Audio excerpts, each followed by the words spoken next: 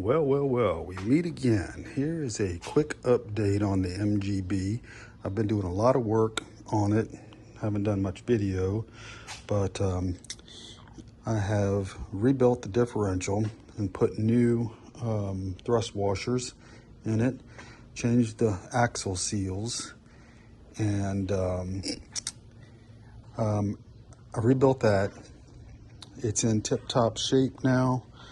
Still have a little bit of a clunk, and actually I've determined that it's my rear splines that probably need to be replaced. So I might do that, might wait on that.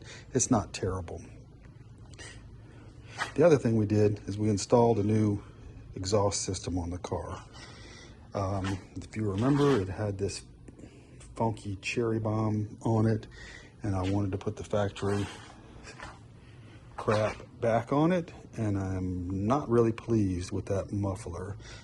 So the muffler, if you can tell, doesn't look all that great. It came with this funky little end cap, which was welded on there, and that was it. It looked like crap. So I ground it off and cleaned the wells up on the tailpipe, and then painted it, although my silver exhaust paint doesn't look very good to me. So I'm not sure exactly what I'm going to do with it. For now, I'm going to leave it, but I may end up whacking it off right here and then getting a nicer tailpipe to weld on there. Not sure about that yet. We'll see.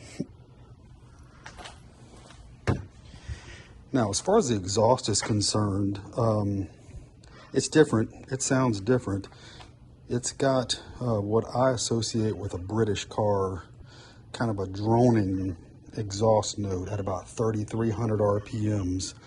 I've heard a number of other cars that sounded like that, a Triumph, Austin Healey's, and it's not terrible. It's not the most pleasant thing, but at 3,300 RPMs, I only really hear it when I'm shifting, and it actually kind of sounds kind of cool to me while shifting. When I'm cruising at highway speeds with the overdrive on, you know, I'm not getting that note. If I got that droning note all the time, it would drive me nuts, and I would have to change the exhaust again.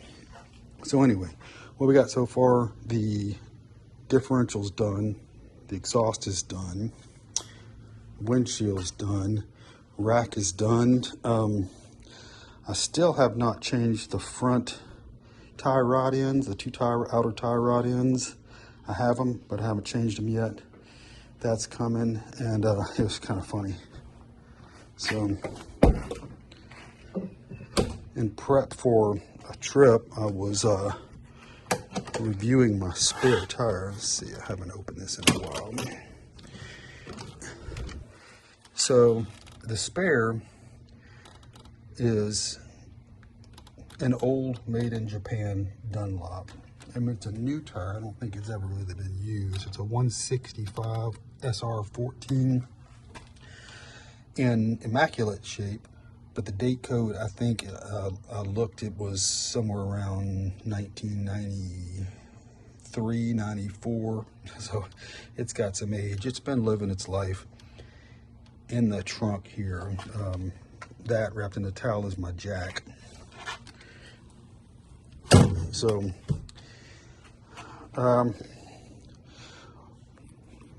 what do? You got a 30-year-old spare that looks new. There's no cracking, no checking. There's no problems with the tire at all. Do you leave it on and use it, carry it, or do you change it? It's pretty old. The tube is pretty old. I'll probably change it, but I'm tempted to just use it. I mean, it still holds air and all that good stuff, and I don't really expect it to need to carry me too terribly far, but who knows? Anyway, what else do we have on this car? Tie rod ends, and then after that, a little bit of engine tweaking. I need to pull the valve cover off, adjust the valves, retorque the heads, change valve cover gasket. Oh, so the exhaust was mounted incorrectly. Not mounted incorrectly, yes, mounted incorrectly, but bent incorrectly. So really my resonator was hanging way down low.